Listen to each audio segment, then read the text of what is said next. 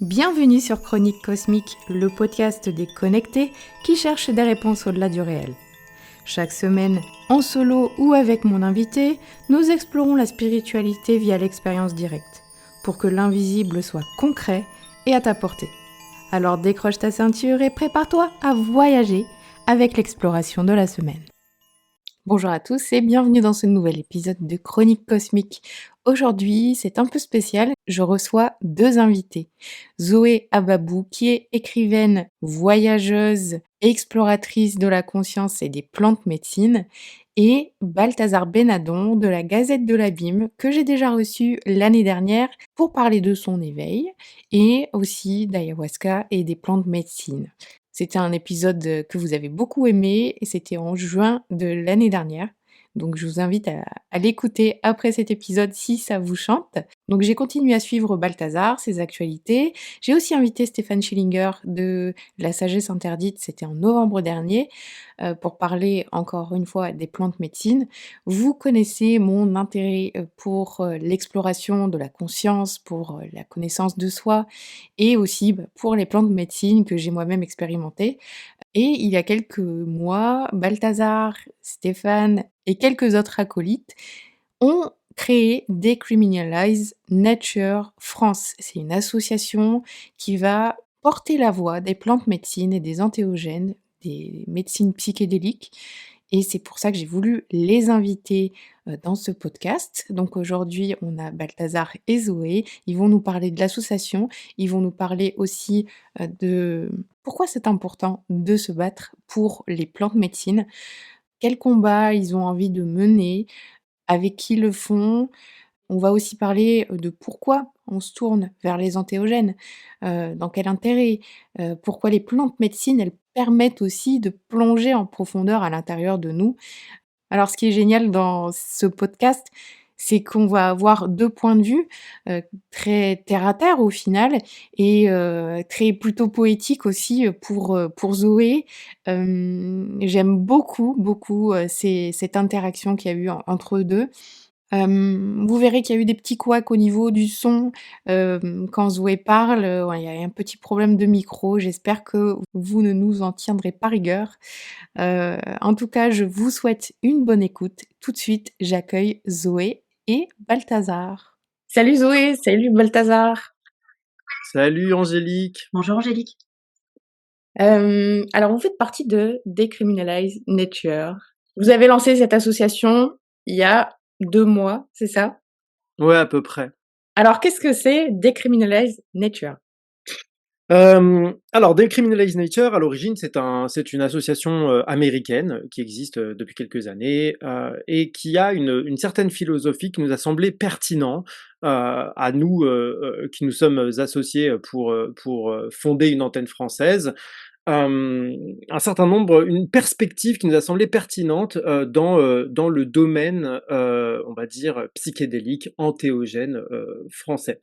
Le constat qui nous enthousiasme, je pense d'ailleurs tous autant que nous sommes, c'est que aujourd'hui il y a un véritable intérêt de la part des instances politiques, médicales et scientifiques au sujet de la question des psychédéliques, comment ces substances-là pourraient constituer potentiellement des médicaments qui pourraient traiter toutes les afflictions, tous les maux de l'âme humaine, en quelque sorte, enfin en tout cas qui pourraient participer à une amélioration de l'état d'être de nos concitoyens.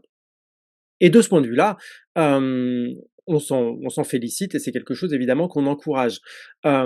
Mais il me semble, et là je parle en mon nom, mais je pense que on est, c'est l'une des raisons pour lesquelles on s'associe, c'est que à l'heure actuelle, eh bien, c'est essentiellement par le biais scientifique et médical que revient sur le tapis la question psychédélique et entéogène en France. Or, il me semble que c'est une expérience qui convoque aussi bien, l'aspect thérapeutique, la guérison, peu importe, le sens qu'on met dans ce mot, heu, mais ça convoque également, d'autres dimensions, qui sont, la dimension émotionnelle, la dimension sensorielle, la dimension spirituelle, heu, qui sont des aspects, qui me semblent capitaux, pour, rendre compte d'une image aussi large que possible de ce que peut constituer cette expérience. Et que dans cette mesure-là, le risque potentiel, qui pourrait exister, dans une approche, exclusivement scientifique, eh bien, ce serait, de perdre de vue l'amplitude, de ces expériences qui, à mon avis et en dernière instance, nous permettent de nous reconnecter à notre essence, aussi bien à un niveau individuel, qu'à un niveau collectif et ce faisant, reconnecter, à ce qu'on appelle la nature par le biais, de quelques-uns de ces ambassadeurs, que peuvent être, les substances, psychédéliques et antéogènes. Et il se trouve aujourd'hui que, eh bien, bah, ces outils-là sont criminalisés. Et c'est un petit peu la logique qui a conduit à amener, cette, association à s'appeler, Decriminalize Nature. L'idée ici, c'est, d'ouvrir peut-être le champ au-delà de la question scientifique à, des perspectives, hem poétique, dirons-nous, incluant la dimension spirituelle, incluant le lien à autre chose que, hem, qu'à notre compréhension directe du monde, heu à la question de la façon enfin, à la façon qu'on a d'appréhender, cette question en France. Voilà. OK. Tu es allé dans le dur direct. Est-ce Et que c'est clair au moins? oui, oui, oui. Ouais? OK. Hem, au niveau, de votre association, il y a pas mal de personnes déjà qui sont le noyau de ça et Mmh. qui sont-ils et pourquoi vous êtes tous, légitimes de parler de ça et de prendre la parole pour, défendre, justement cette cause? Mon avis est qu'il y a pas spécialement, de personnes plus légitimes que d'autres à parler de cette expérience. Hem Tu sais, c'est comme, cette, cette espèce d'allégorie, à laquelle moi je fais allusion souvent où on dit que, tu sais, il y a cette histoire de quelques aveugles qui s'approchent d'un éléphant qui n'ont jamais touché et l'un va toucher, l'oreille et va dire: «Ah, c'est une voile», l'autre va toucher le ventre, va dire: «Ah, c'est un mur», celui qui va toucher, la patte va dire: «Ah, c'est un arbre», en fait. On a tous une certaine vision de, ce qu'est cette expérience.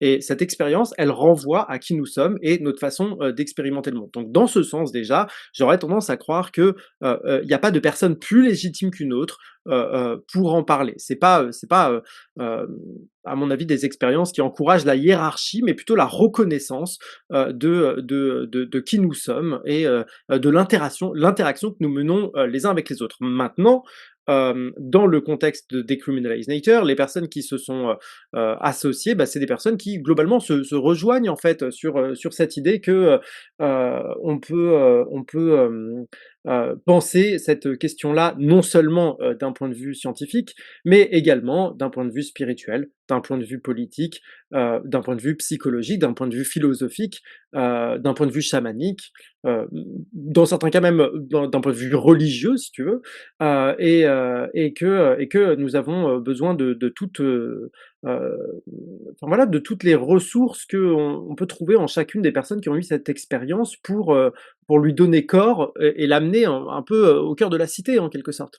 Mmh. Et donc concrètement ces personnes-là, bah, déjà, c'est Zoé Ababou, c'est Marie-Odile Riffard, c'est, Olivier Chambon, c'est, Guillaume, de Awakening Dreamer, c'est, Stéphane Schillinger, c'est, Loïc Ternissien et encore quelques autres personnes.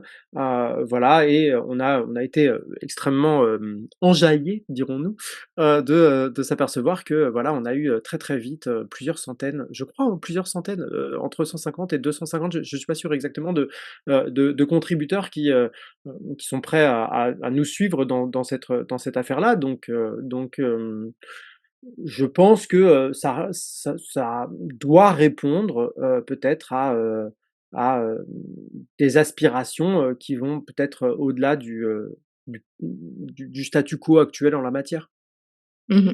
Ouais, et du coup, ces personnes-là sont vous êtes tous des chercheurs de la conscience, explorateurs, il y a des scientifiques aussi du coup dedans, Olivier Chambon, Stéphane Schillinger que j'ai déjà accueilli sur le podcast. Ça, c'est un peu mon lien avec vous, à la base parce que ça vient de la lecture de La sagesse interdite, donc que je conseille à tout le monde, hein, si vous vous intéressez au sujet, c'est vraiment merveilleux ce livre. Ouais, qui ouvre vraiment les perspectives sur, les antéogènes. On n'a pas défini d'ailleurs, les antéogènes. On Ah pourrait vas-y Zoé, cette fois-ci, vas-y, allume ton micro. Moi, ce que j'avais envie de préciser quand même sur toutes les personnes qui se sont associées, alors je rejoins évidemment tout à Balthazar sur le fait que absolument tout le monde en fait est légitime pour parler de cette expérience et justement en fait l'intérêt d'être capable d'accueillir en fait la je sais pas comment on dit, mais enfin voilà, une expérience en l'occurrence plurielle, et de voir en fait l'universalité qu'il y a derrière tout un tas d'expériences qui sont tout à fait différentes. Et c'est ça qui est intéressant justement pour des personnes comme nous.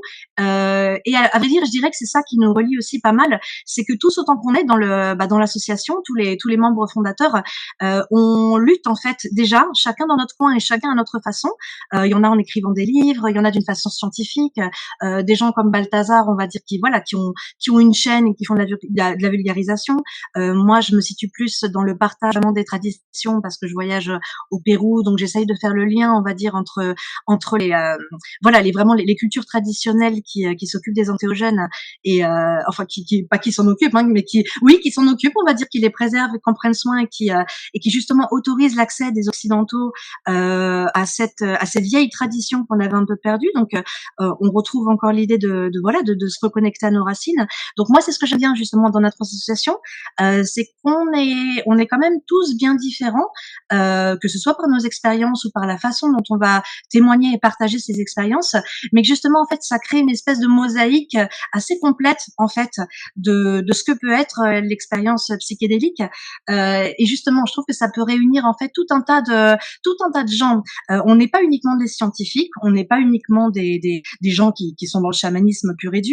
Loïc Ternicien, par exemple, est un naturopathe, donc lui, il aborde la question des plantes d'une façon peut-être vraiment corporelle, vraiment au niveau corporel, physique. Donc voilà, moi je trouve que c'est ça qui est intéressant dans notre association. Voilà. Donc en ce qui concerne la nature des entéogènes, la définition, il me semble que c'est quelque chose qui crée le divin en soi ou qui engendre le sentiment du divin en soi. Donc ça déjà, ne serait-ce que par cette définition, on voit qu'il y a quelque chose qui peut déjà en fait clocher. Déjà le terme divin, la divinité, le sentiment d'immortalité, c'est quelque chose qui peut poser problème parce que nous qui venons évidemment d'une culture à la base judéo-chrétienne, mais cette culture a été de nos jours quand même rejetée parce que la religion, on voit ce que ça donne, parce qu'on a peur des sectes et qu'effectivement il y a beaucoup de mouvements sectaires qui sont très dangereux. Donc, quand on aborde en fait le thème des antéogènes, déjà on se met un petit peu en porte-à-faux et on prend position par rapport au monde psychédélique, qui, en l'occurrence, alors aux États-Unis c'est pas tellement le cas parce qu'ils s'intéressent vraiment à la liberté de culte, chose que nous on n'a pas tellement ici. Mais c'est une position qui peut être un peu difficile à défendre et c'est vrai que les autres associations qui existent, elles axent vraiment leur communication au sujet vraiment médical, on va dire. L'intérêt vraiment médical des antéogènes et des psychédéliques sans forcément s'attarder sur le côté spirituel.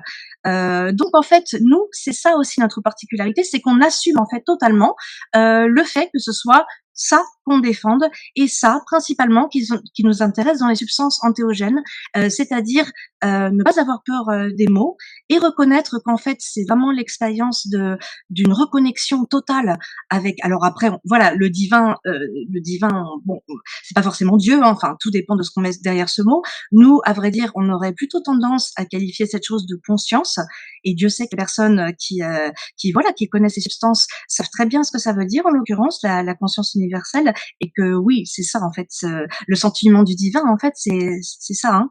Voilà donc voilà nous on axe vraiment on n'a pas peur en fait on n'a pas peur d'assumer que c'est là-dessus qu'on axe les choses et qu'on pense à vrai dire que c'est cette dimension là en particulier qui est thérapeutique. Alors après, encore une fois, thérapeutique, c'est pas juste corriger, en l'occurrence, certains troubles qui émergent, parce que utiliser les substances antéogènes de cette façon-là, c'est les utiliser comme de vulgaires médicaments qui ne soignent, au fait, que les symptômes sans s'attaquer à la racine. Alors qu'en fait, voilà, la beauté des substances antéogènes, justement, c'est de plonger beaucoup plus loin et de découvrir vraiment la racine, en fait, des maladies, et non pas juste s'en servir comme antidépresseur ou comme je ne sais quoi, en fait. Donc voilà ce que c'est un antéogène, et voilà la mission de Deaconess Nature selon nous. OK, super. Hem et c'est vrai que c'est important, de faire cette différence parce que, on a tendance, quand on voit les news à propos des psychédéliques, en France, il y a les premiers essais cliniques, tout ça, et c'est ça, en fait, que vous voulez, mettre en lumière, de ne pas seulement, en fait, parler, du côté thérapeutique, et ça, c'est hyper important pour vous, et je trouve que c'est hyper important aussi, moi. Parce que, l'usage, ouais, c'est vrai que l'usage, que les particuliers en font, quand ils en font, chez eux ou qu'ils vont ailleurs, de l'autre côté de la planète pour en faire, c'est pas forcément le thérapeutique, hein, qui vient en premier. On est d'accord? Ça dépend, c'est vraiment, propre, À moi, chacun. il se trouve, que j'ai la chance de pouvoir, accompagner, des personnes, dans un contexte, légal, on va dire. Hem et donc j'ai quand même vu un certain nombre de personnes passer, et je vois que, souvent la quête, je pense qu'on peut diviser, la quête des personnes en 4, grands axes, hein. Le 1er, ça va être la guérison, souvent, des personnes qui viennent par rapport à une forme de souffrance. Pardon, qui peut avoir autant de répercussions, sur le plan physique que sur le plan psychique, et qui invite ces personnes à aller explorer quelque chose et essayer d'atteindre une forme de transcendance de leur état de conscience ordinaire pour essayer d'accéder à au-delà d'eux-mêmes, quoi. Mais ce même mouvement-là de transcendance, certains, l'utilisent, de façon à, une meilleure connaissance de soi. D'autres, vont le faire, de façon à se connecter à la dimension spirituelle de l'être. Et puis il y en a d'autres qui viennent simplement pour profiter d'un événement communautaire, parce qu'il y a toujours des choses extrêmement fortes qui se jouent, dans un espace, psychédélique, partagé. Et encore une fois, moi, voir que la recherche, que les essais cliniques reprennent, heu, j'en suis heureux, parce que, il y a des personnes qui, ont besoin de ce cadre spécifique-là pour pouvoir bénéficier de ce à quoi ces substances donnent accès. Tout simplement parce que, leur construction, sociale, leur représentation du monde les invite à faire confiance davantage à cet espace-là qu'à d'autres. Ça ne veut pas dire que, les autres sont pour autant moins légitimes. Je crois que c'était Aurélien Barraud, c'est lui, hein, l'astrophysicien avec les cheveux super longs. Oui. Oui, voilà, qui disait, quelque chose qui m'a semblé super important, qui me disait qu'il s'agissait désormais, en étant astrophysicien, qu'il s'agissait de désimpérialiser, la science, en fait. C'est-à-dire que, il y a effectivement la recherche scientifique, et puis il y a aussi, tout le cadre narratif, toute la symbolique, toute la manière qu'on a de se représenter le monde à un niveau individuel, qui est complètement laissé de côté au profit d'une information objective, en fait. Mais que cette partie-là, subjective, intérieure, me semble-t-il, est, aussi une constituante, fondamentale à prendre à prendre en question, en fait. Et c'est dans cette mesure-là, à mon avis, que, doivent exister, mmh, différents regards. Des regards, qui ne relèvent pas forcément, de façon exclusive du cadre universitaire, mais aussi, de la recherche individuelle, que chacun peut réaliser et dont chacun peut rendre compte. Hem, à propos de cette expérience, j'aime bien cette idée de Terence McKenna, qui disait que quelque part être un psychonaute, que ça consiste à sortir de l'espace cartographié, d'aller plonger dans les abysses de la conscience, et aller ramener un espèce d'artefact qu'on va ramener quelque part comme un artiste, hein, un artiste, c'est ce qu'il fait, il va aller plonger, au-delà des représentations déjà établies, à la recherche d'une nouvelle représentation à ramener dans la cité et ce faisant, donner un peu de vitalité à notre, perception, un peu de perspective, de profondeur aux choses et de maintenir les choses en mouvement. Voilà. Il me semble que c'est quelque chose d'important à considérer dans ces questions-là. Mmh. Ouais, j'allais te poser la question, tu vois, en quoi les psychédéliques nous aident à plonger, à l'intérieur de nous pour aller dans la connaissance de soi, pour enlever les couches de l'oignon, mais en fait, c'est vraiment propre à chacun. C'est quoi? Je pense, Zoé, tu as envie de dire quelque chose là-dessus? Je te relance à chaque fois parce que, comme je sais que ton micro est coupé, Alors qu'est-ce que j'ai envie de dire là-dessus? Mmh. Alors oui, c'est en effet propre à chacun et c'est ce que j'aime en fait aussi justement principalement avec ces substances, c'est qu'en fait elles autorisent à avoir un accès direct en fait, au contenu de sa propre conscience, mais aussi à certaines informations qui en l'occurrence peuvent se trouver dans le monde végétal, on va dire. Alors qu'il y a, je dirais que de nos jours, voilà, il y a effectivement la science, qui fait du très bon travail, hein, c'est pas ce que je veux dire. Alors, tu as la science d'un côté, tu as les philosophes de l'autre, puis les mécaniciens, puis tout est spécialisé. On va dire que de nos jours, pour avoir accès par nous-mêmes à certaines choses, la majorité d'entre nous sont spécialisés et donc on doit faire confiance aux autres personnes, plus ou moins, qui ont fait le boulot selon des procédés, des normes ou je ne sais quoi. Et on doit absolument faire confiance à ces personnes pour obtenir ces informations. Autrement, elles nous sont coupées. Et à vrai dire, même pour la connaissance de soi, il n'y a pas tellement de protocoles en fait qui sont reconnus par notre société pour plonger en soi. Même à vrai dire, la quête de soi n'est pas forcément quelque chose qui est encouragé ou qui est reconnu. On nous met quand même d'emblée plus ou moins dans un schéma, on va dire un schéma social, un schéma de vie et même un schéma comportemental au niveau des émotions, au niveau des pensées. Voilà, on est censé être comme ça. Il y a même une espèce d'injonction au bonheur, hein, soyons clairs. Donc il y a des espèces de trucs comme ça auxquels on ne peut avoir accès en fait qu'à travers l'entremise d'autres personnes. Pareil pour se connaître soi-même ou régler ses propres problèmes.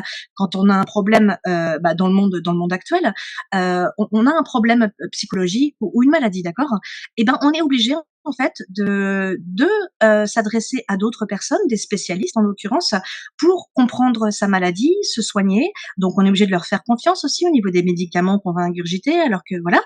Pareil pour une espèce de psychothérapie, on doit confier en fait son vécu à un étranger pour la modique somme de 60 € l'heure, avec voilà quelqu'un avec qui on se sent pas forcément bien, et on doit en fait voilà lui faire entièrement confiance pour nous guérir, nous apprendre qui on est et avoir accès à certaines parties de nous, notre passé, notre je sais quoi, nos traumatismes, et voilà. Et sans ces personnes, en fait, on peut pas en fait se connaître soi-même. Donc déjà, ça implique effectivement de faire confiance à d'autres personnes, à un paradigme qui ne nous correspond pas forcément. Bon, voilà, ça, on va dire que voilà, ça c'est la société telle qu'elle est, d'accord.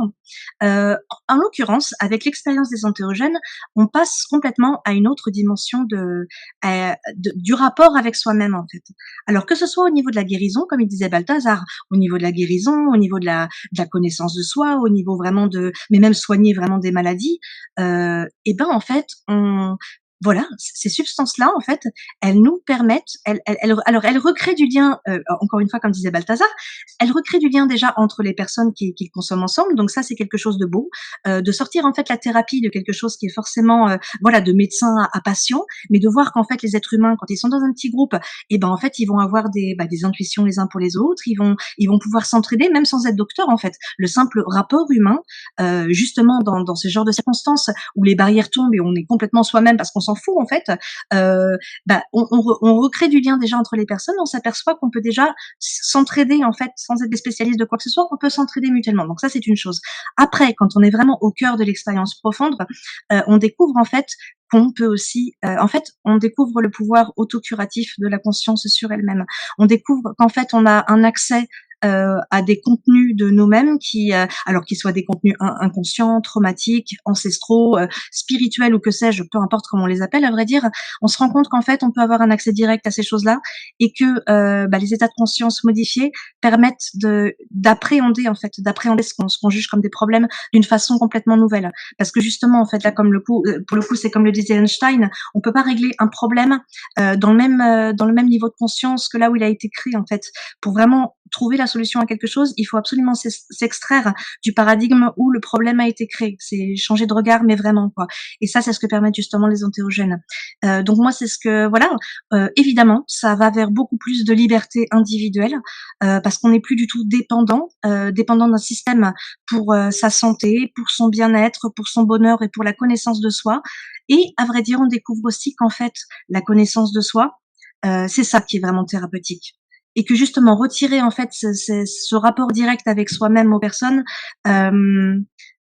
je pense qu'il y a beaucoup de maladies qui tomberaient en fait, qui se désagrégeraient d'elles-mêmes si les personnes apprenaient à se connaître elles-mêmes justement grâce à ces substances. Et je pense à vrai dire que l'être humain a grandi et a évolué depuis toujours avec ces substances et que c'est ça qui fait un peu défaut à notre société en ce moment, cette espèce d'interdiction de l'accès à la transe, alors que la transe est un état de conscience qui vaut autant que d'autres états de conscience. Il n'y a pas juste un état de conscience voilà, qui est purement dans la matière, qui est purement rationnel et que c'est celui-là, que tous les autres, ça ne vaut rien, en fait, que tous les autres doivent être dénigrés et voilà. Il y a tout un tas de niveaux de conscience que l'être humain peut et doit, selon moi, exploiter pour, euh, pour accéder à la totalité de lui-même. Waouh! Merci Zoé. Vraiment, c'est une belle ouverture et ça permet vraiment de comprendre, ce qui se passe et qu'est-ce qu'on peut, explorer grâce aux psychédéliques. Donc, ouais, même longueur d'onde. Balthazar, tu as quelque chose à rajouter ou, Pas mieux.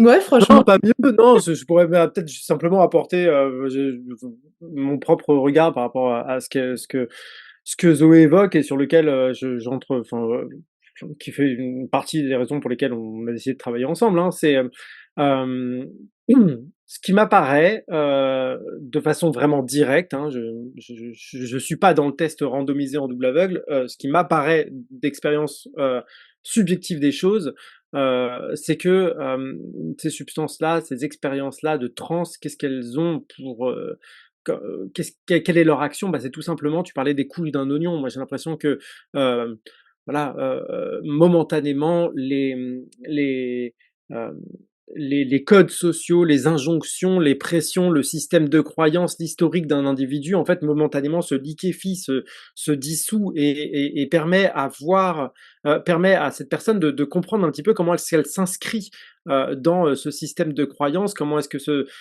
tous ces paramètres-là ont une répercussion sur elle-même, et peut-être aussi de réaliser en fait quel est son guide dans la vie. Tu vois ce que je veux dire? C'est que il y a souvent des personnes qui ont une guérison, enfin qu'elles considèrent être une guérison, par exemple, d'avoir été capables de s'émanciper d'un système duquel elles se sont ressenties être l'esclave. Je sais pas, par exemple, les injonctions familiales à dire bon bah tu vas faire ça parce que toute la famille fait ça, ou il s'agit de trouver tel travail, de prendre telle posture dans la société, et de se rendre compte à un moment donné, par exemple, je donne vraiment un exemple très spécifique, schématique, mais de se dire bah tiens, j'ai toute ma vie, je me suis comporté de manière à obéir à telle instance. Et quelque part, c'est peut-être ça qui m'a rendu malade, en fait. C'est peut-être ça qui m'a fait perdre goût à la vie, qui m'a, retiré un petit peu de mon pouvoir d'agir, sur ma propre réalité. Et hem et la synthèse que je fais de tout ce que j'ai pu observer dans le monde psychédélique et entéogène, et des phénomènes de transe quels qu'ils soient, en fait, c'est toujours une rencontre avec une essence. Et cette essence a tendance à devenir le le nouveau patron en quelque sorte de l'entreprise qu'est l'humain. Tu veux tu vois, c'est-à-dire il y a quelque chose de l'ordre de l'essence qui est découvert par une personne et qui se dit désormais bah c'est à cette instance-là que je vais me référer et plus à mon père, plus à mon patron, plus à telle injonction politique ou sociale à adopter tel ou tel comportement quoi. C'est un peu pour ça, je pense que, tu vois, on a vu les Beatles avec leur coupe au bol, à un moment donné, puis le LSD est passé par là. Après, ils avaient tous les cheveux longs et une barbe parce que voilà, on s'en fout. Maintenant, désormais, on vit pour soi, on vit au regard de soi. Bon, je dis, c'est une image, encore une fois, mais il y a cette idée de se libérer de quelque chose et de se, hem de se reconnecter à une essence et d'aller dans le sens de cette essence-là. Et je pense que quand on parle de guérison, c'est de ça dont on parle. Chacun vient avec par sa petite ornière: «Je suis déprimé, je suis dépendant, je suis ceci, je suis cela», en fait et il y a tout un espèce de champ informatif qui va s'ouvrir, pendant une certaine expérience, qui, si elle se passe comme elle doit se passer, me semble-t-il, elle aboutit à une forme de compréhension des raisons qui nous amènent à être tels que nous sommes. Parfois de faire la paix avec ces raisons-là, parfois de les remettre en question, parfois de s'en défaire, parfois de comprendre qu'elles sont nécessaires. Ça dépend de chacun. Ouais. Sur le podcast, on a eu un épisode il y a pas très longtemps avec Aude et c'était, le, soi divin. Donc, notre nous intérieur, quoi. Et c'est vraiment exactement de quoi on parle. C'est vraiment ça se recoupe. Ça fait déjà un petit moment qu'on papote et je voulais, aborder 2 derniers points. C'est, qu'est-ce que vous allez faire avec l'association concrètement et comment on peut vous aider? Bah, il me semble que, déjà, voilà, au regard de ce qu'on exprime ici, les bases, de notre action, sont déjà posées. Donc, l'idée étant, de ne pas, s'enfermer, dans un enfin, d'apporter quelque chose, qui aille au-delà de la recherche scientifique académique essentiellement et d'ouvrir un peu les champs. Notamment, à, une certaine dimension, je pense, activiste, qui peut s'incarner, par exemple, par, la première action qu'on a décidé de faire, qui a été d'apporter notre soutien, à Claude Bauchet, en tant qu'association, et de relayer, pardon, la situation dans laquelle il se trouve. Alors, pour rappel, Claude Bauchet, c'est un membre, d'un mouvement religieux qui s'appelle le Santo Daime, qui est une sorte de syncrétisme entre le christianisme et le chamanisme amérindien et qui utilise, l'ayahuasca comme sacrement, quoi.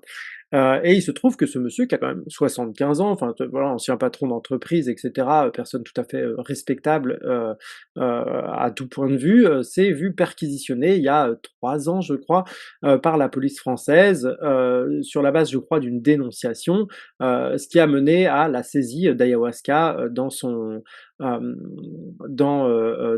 appartement ou sa maison, je crois, et qui l'a emmené, sur un procès, alors qui ne remet pas du tout en question la légitimité de son action, dans un mouvement, spirituel. En fait, ce procès, c'est un procès, pour, détention et recel de stupéfiants.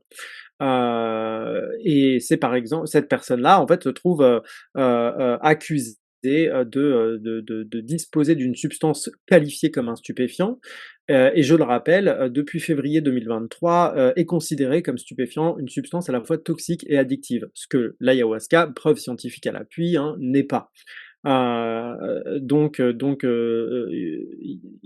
Pour moi, indépendamment, si tu veux, par exemple, enfin, du mouvement spirituel particulier auquel, se rattache Claude Bauchet, on se sent très lié à sa cause, par le fait que, il travaille avec, ces substances qui nous semblent être, un accès, à la conscience, à une plus large vision de la conscience et que, là encore, on se retrouve dans un fait de criminalisation.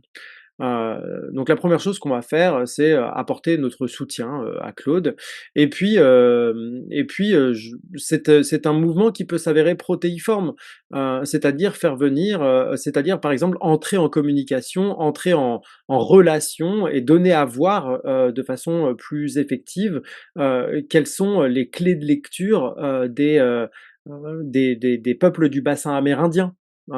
C'est aussi, quelque chose, à l'ordre du jour, parmi les actions qu'on voudrait mener. Essayer de mettre en lumière les acteurs, quels qu'ils soient, et d'où qu'ils viennent en fait, de ces mouvements-là et qui ont quelque chose à dire sur les sujets qu'on tient en commun. Moi, j'ai une certaine idée que j'aimerais, remettre, aussi, dans l'affaire. Alors, à l'heure actuelle, c'est un projet qu'on a évoqué à plusieurs reprises. On sait aujourd'hui qu'il y a de plus en plus de personnes qui agissent clandestinement, pour permettre l'accès, aux personnes qui éprouvent avoir besoin de ces plantes et de ces substances qui permettent, cette connexion à la conscience, qui agissent sur le territoire français, par exemple. On sait que, ces personnes-là, elles essayent de travailler peut-être pour éviter, à aux ressortissants français d'avoir à payer des dizaines de milliers d'euros, enfin des milliers, jusqu'à des dizaines de milliers d'euros pour bénéficier, du même service ailleurs. Et ces personnes-là, par exemple, prennent beaucoup de risques. Heu, une des idées qu'on a avec, Decriminalize Nature serait peut-être à terme, de créer, sur la base d'une charte, à laquelle toutes ces personnes agissant clandestinement adhéreraient, un fonds de défense, dans le cas où quelques-unes d'entre elles, alors qu'on sait qu'elles travaillent bien, pourraient se retrouver, inquiétées par la justice, parce que justement, il y a pour le moment cette illégalisation, de ces substances-là qui pourrait aboutir à un encadrement strictement médical, et qui empêcherait, les personnes qui éprouvent le besoin d'accéder par d'autres biais que cela. Voilà, c'est une des options, auxquelles on pense et puis plus globalement, essayer de faire valoir, heu en dernière instance, parce qu'il y a plein d'actions qu'on peut mener, mais de faire valoir le fait que, comme l'a très justement, écrit à un moment donné, Zoé, hem, l'homme, la nature et la conscience, c'est l'homme au sens, humain, l'humain, la nature et la conscience, c'est concrètement la même chose, en fait, que c'est quelque chose qu'on perd de vue, au fur et à mesure de l'amélioration de notre confort, matériel, mais c'est quelque chose de fondamental, à considérer, je pense, dans notre façon d'appréhender l'avenir au regard des enjeux climatiques, au regard des enjeux sociaux, politiques et cetera. De se rappeler tous qu'on est un écosystème, en fait. Nous faisons tous partie de cet écosystème et que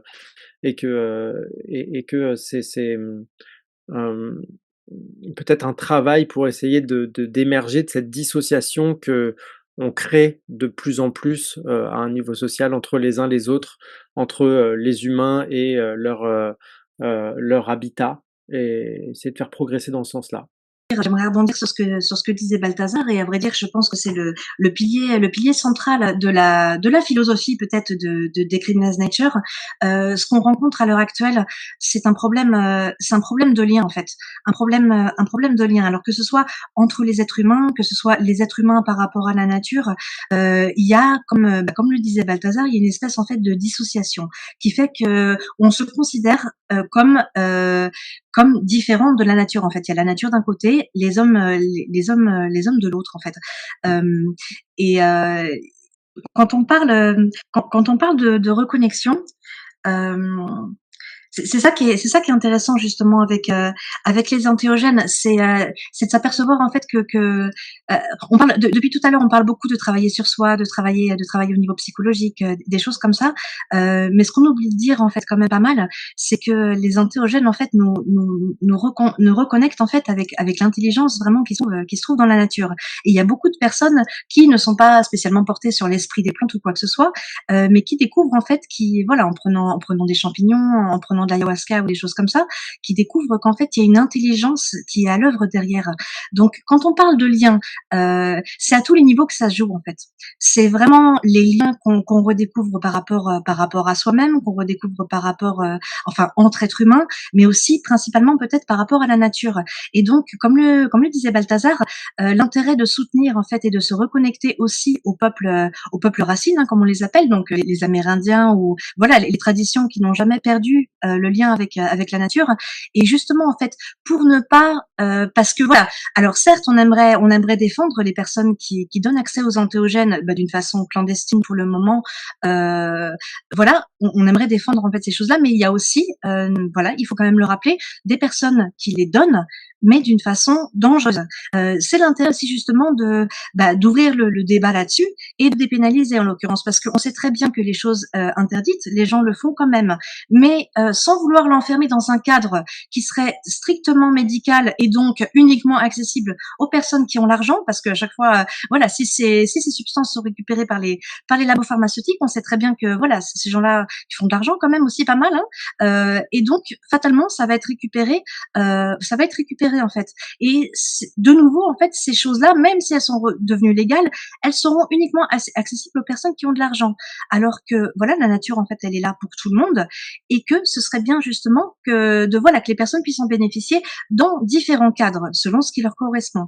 Mais le fait aussi de dépénaliser, voilà, c'est de réguler quand même un petit peu ce qui se passe au niveau de ce qui, pour le moment, se passe clandestinement, parce que en effet, ce sont des substances qui sont puissantes, et lorsqu'elles sont données par des personnes qui ne les connaissent pas ou qui justement ne s'inspirent pas spécialement des traditions, qui eux maîtrisent ces plantes depuis des millénaires, là il y a un danger aussi. Donc c'est intérêt justement aussi de recréer du lien avec les cultures ancestrales et de leur redonner en fait un petit peu quand même de crédibilité, parce que jusqu'à présent voilà, elles ont été déconsidérées, c'est les sauvages en fait qui font la danse du feu pour faire pleuvoir ou de je ne sais quelle connerie. Elles ont été complètement décrédibilisées, alors qu'en fait si on arrive justement à retrouver un dialogue vraiment avec ces personnes, ça crée un lien interplanétaire aussi peut-être, et nous en fait considérer qu'en tant qu'occidentaux qui avons perdu le lien, on pourrait aussi apprendre de ces cultures. Donc ce que je veux dire en fait dans tout ça, c'est que la reconnexion en fait elle serait vraiment totale. Elle serait vraiment totale en fait, parce que voilà, on se reconnecte avec nos racines, mais à tous les niveaux, même les racines de l'humanité, même des peuples desquels on s'est coupé dans notre hyper modernisation. Donc voilà, donc j'aimerais ajouter que oui, donc on aimerait pas mal axer aussi, enfin moi personnellement qui suis très proche de ces traditions, j'aimerais beaucoup axer la lutte de Decriminalize Nature dans ce sens aussi. Donc peut-être faire des reportages en Amazonie, sachant qu'il y a pas mal d'endroits où des occidentaux se rendent justement parce qu'ils trouvent pas ce qu'ils ont besoin en France. Et moi j'aimerais beaucoup justement qu'ils trouvent aussi qu'ils puissent trouver en France sans avoir forcément besoin d'y aller, mais sans le faire complètement à sa sauce non plus. Donc, c'est-à-dire s'inspirer vraiment de ces cultures anciennes et leur redonner la crédibilité qu'elles méritent en fait. Donc voilà. Moi, j'aimerais beaucoup personnellement des reportages, peut-être aussi faire écrire des livres à ces personnes, faire témoigner des occidentaux qui ont été à la découverte de ces plantes dans leur contexte traditionnel et qui peuvent, on connaît beaucoup de personnes quand même qui ont addiction, tentative de suicide, viol, tout ce que tu veux, qui ne trouvaient pas de réconfort ni d'aide en fait dans la médecine conventionnelle et qui ont dû justement voyager dans d'autres pays pour se guérir en fait et qui ont trouvé une vraie guérison. Donc voilà ce que moi je voulais ajouter. Mmh.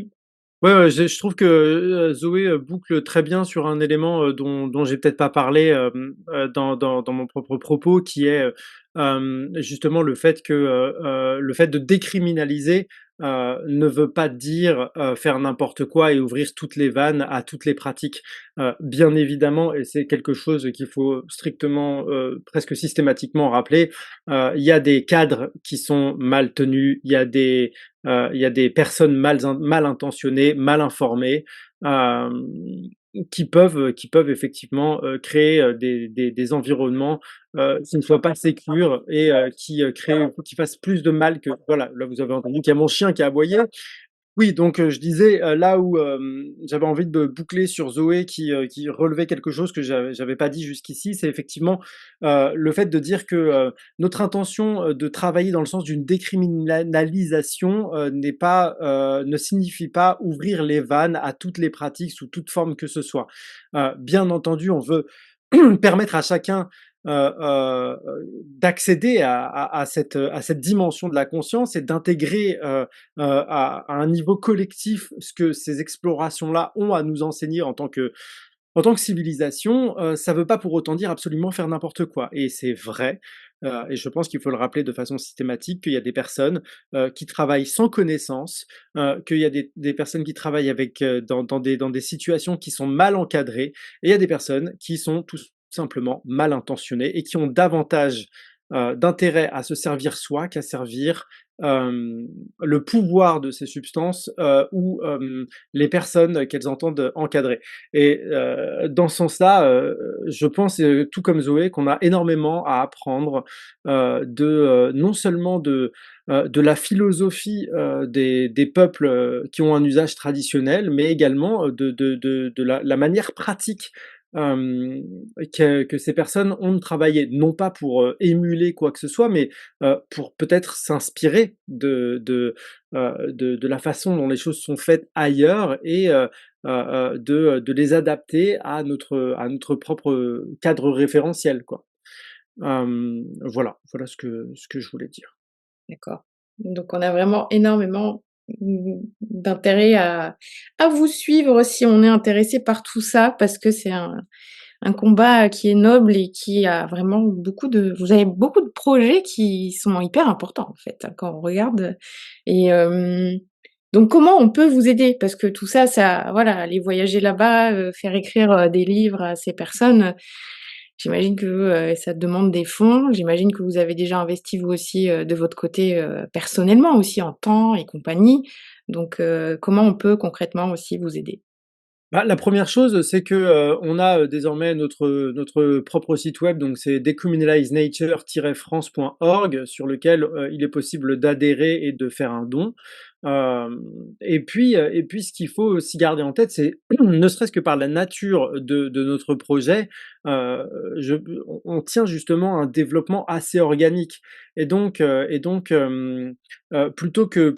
de proposer, comment dire, une espèce de guideline, des rails en fait préétablis, sur lesquels, chacun, pourrait, embarquer. En fait, l'idée aussi, c'est de faire naître des projets au regard des personnes, qui décident d'y adhérer et qui décident d'y prendre part.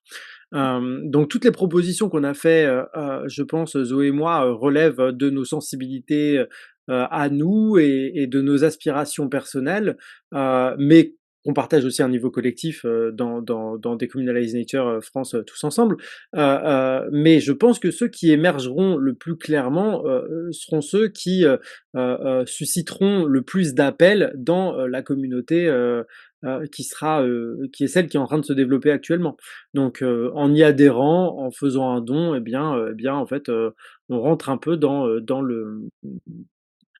l'encouragement et par extension dans l'émergence de tous les projets qui, serviront la question qu'on essaye de mettre sur la table de la meilleure manière possible. OK. Et il y a aussi, la pétition pour Claude à signer qui est dans la bio du compte Instagram. Ouais, et que, vous pouvez aussi retrouver en lien parce que c'est pas forcément facile toujours de cliquer les bios, ah si, enfin, je sais plus, mais vous pouvez aussi le retrouver sur Facebook, et voilà, et je pense que, c'est un des chemins par lesquels on pourrait vraiment faire avancer les choses. Je sais qu'il y a des personnes qui se montrent pas forcément hyper enthousiastes sur la question et moi je regrette vraiment, que, parce que je crois que c'est dû au fait que, c'est une personne qui est impliquée dans un mouvement spirituel et qu'en France, en étant, spécialement laïque, en fait, on se dit: «Ah bah, c'est leur problème et c'est pas le nôtre». Moi, Mmh. je fais pas partie de Santo Daime, je crois que personne, dans Decriminalize Nature ne fait partie de Santo Daime, mais je pense que nous portons quelque chose en commun et cette chose en commun, c'est de donner accès, enfin, ici, en l'occurrence, à l'ayahuasca et c'est quand même quelqu'un qui est criminalisé pour quelque chose, qui nous semble, absolument légitime, voilà. Voilà, oui et moi, je peux témoigner de ça parce que j'ai fait 2 cérémonies avec le Santo Daime Mmh et mh. c'était très lumineux. Il s'est rien passé de mal. On m'a pas du tout, embrigadée dans une secte ou quoi que ce soit. J'ai fait mes 2 cérémonies, je suis repartie chez moi, j'ai pris l'avion et voilà et c'était c'était génial et ça m'a permis de faire mes 1res cérémonies d'ayahuasca et voilà, il y a rien de mal pour moi dans le Santo Daime. Si on décide de faire partie de ce mouvement et ben, on chante des chants religieux, en prenant de l'ayahuasca et puis on se connecte à soi-même. Ma foi, je vois pas ce qu'il y a de mal là-dedans. Bah, voilà, Angélique y est allée 2 fois, vous voyez, elle est revenue, elle est toujours en vie, elle va très bien, en tout cas de ce que je vois et voilà et puis ouais, je pense que ça pourrait vraiment en plus, je sais qu'il a tu vois, par exemple, l'une des raisons, qui fait qu'on c'est une des premières actions qu'on prend en tant qu'association, c'est que là, il y a vraiment un truc à jouer, hein. Vraiment, je le rappelle si c'est pas clair, depuis février 2023 est considéré comme, stupéfiant, une substance à la fois toxique et addictif. Il y a une pile comme ça que j'ai pu voir de Claude Bauchet, de documents, que même la justice française peine à lire tellement elle est conséquente, et qui démontre que, ça ne cette définition-là ne s'applique pas à l'ayahuasca et par extension, elle s'applique pas non plus, aux champignons psilocybe, au cactus à mescaline, à la diméthyltryptamine, enfin bref, à tous les ce qu'on qualifie de psychédéliques classiques, et pourtant, on reste dans cette qualification, en dépit désormais du bon sens avéré, quoi et donc, cette première action, elle a pour but de vraiment essayer de donner un sens activiste aussi à cette association. OK. Alors, c'est quand le procès? Le 4 juin Mmh. Donc on va suivre ça de près. et il est possible alors tout est susceptible d'évoluer, mais il est possible que l'un d'entre nous, à Decriminalize Nature, aille témoigner, à ce procès. C'est en cours de discussion, ça aura peut-être lieu, ça aura peut-être pas lieu en fonction de la façon dont s'architecture la défense de Claude Bauchet, mais si c'est possible, on fera tout notre possible pour y être. Excellent, génial. Zoé, Zoé, je prends toute la place, hein, excuse-moi. Zoé, tu veux rajouter quelque chose? Et puis on peut conclure peut-être? Oui, oui, non, t'inquiète. Oui. Alors oui, je voulais juste ajouter quelque chose. Alors là, en l'occurrence, c'est pas au sujet de Claude Bauchet, mais voilà, je voulais dire qu'en fait, autant on va axer, en fait, je pense qu'on va favoriser les 2 axes. Alors il y a 2 axes, on va dire, pour la dépénalisation des entéogènes. C'est soit essayer de faire bouger les choses au niveau politique, c'est-à-dire s'attaquer directement à faire changer les lois, soit s'adresser plus au peuple, on va dire, et faire céder en fait les politiques parce que la pression du peuple deviendra un petit peu trop importante. Donc, je pense que là, c'est ces 2 axes en fait auxquels on va s'attaquer. Donc, oui, comme on le disait, on va alors bien sûr, il y a les pétitions, il y a le fait d'embaucher voilà des avocats pour la défense vraiment pénale des personnes qui pratiquent voilà qui donnent en fait les entéogènes d'une façon clandestine pour le moment. Donc avoir un espèce voilà des avocats ou voilà des recours en justice, des machins comme ça pour aider ces personnes-là, mais aussi en fait euh, libérer un peu la parole auprès du peuple, c'est-à-dire auprès de nous tous et favoriser l'expression en fait, peut-être un peu dénouer les langues. Et c'est vrai que ça, voilà. Alors là, pour le coup, il n'y avait pas forcément besoin de nous parce que c'est quelque chose qui se fait de plus en plus. Et sachant que voilà, c'est loin d'être juste des jeunes de 20 ans qui sortent de rave party, qui souhaitent l'accès à ces substances. C'est vraiment loin de ça. Il y a même des personnes qui se tournent vers ces substances à un âge qui peut sembler assez avancé, c'est-à-dire, pardon, hein, mais 60, 65 ans, des personnes qui n'y avaient jamais pensé avant temps, mais qui commencent en fait à s'y intéresser. Donc voilà, moi j'aimerais en fait que ça aille dans les deux sens en fait, pas uniquement s'attaquer directement aux politiques, voilà, mais aussi en fait autoriser le peuple à parler. Peut-être que c'est ça en définitive qui fera céder les politiques parce que le mouvement du peuple sera trop important. Donc voilà. Merci. Mmh. Je je suis contente du coup de vous vous offrir un petit peu une voix en plus à ma petite échelle. En plus, on est bavard. Ah bah, ça c'est merveilleux, hein. Ouais. Votre lien c'est, Le lien, c'est decriminalizenature-france.org. pour le site internet et sur Et puis Instagram on peut sur aussi. Instagram, pareil, sur Facebook, pareil, sur LinkedIn et Twitter aussi, je crois Twitter, je sais pas, j'ai un doute, mais je crois que oui, il y a aussi un compte, LinkedIn, Twitter N'hésitez et plus. X, pardon, X, excusez-moi.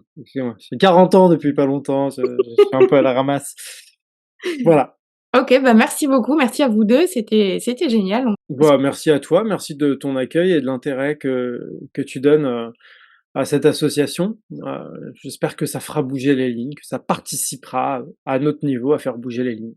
Merci beaucoup, oui, oui, oui. Merci beaucoup Angélique. C'est voilà, moi je pense que toi aussi du coup ça fait partie de voilà, le travail que tu fais toi aussi en l'occurrence fait partie de la démarche globale de la libération de la parole et du partage au sujet des psychédéliques et des antéogènes. Donc voilà, je te remercie énormément de nous avoir invités. Merci à vous et merci à tous pour votre écoute. À très vite pour un nouvel épisode de Chronique Cosmique.